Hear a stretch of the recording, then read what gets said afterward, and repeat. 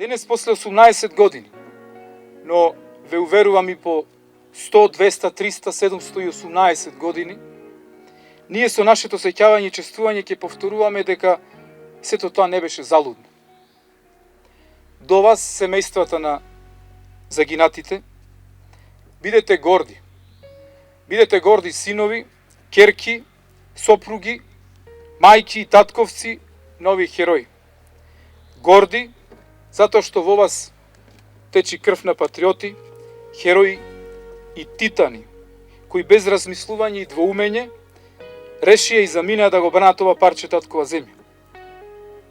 Тоа што го направија во еден момент, верувајте, ќе одекнува низ вековите пред нас. И денеска, како и секоја година, по 18 пат се собраме тука да му даде почет на нашите прилепски херои, бранители, кои го положија својот живот на прагот на татковината на Карпалак на ден 8.8. во 9.30 часот. Преболот останува. Сеќавањето се свежи како да се од вчера. После 18 години чувствата нормално се тажни. Ова е ден што не е ден за радост, ден што понатаму ќе го памтиме и со повик да не се повтори никогаш повеќе.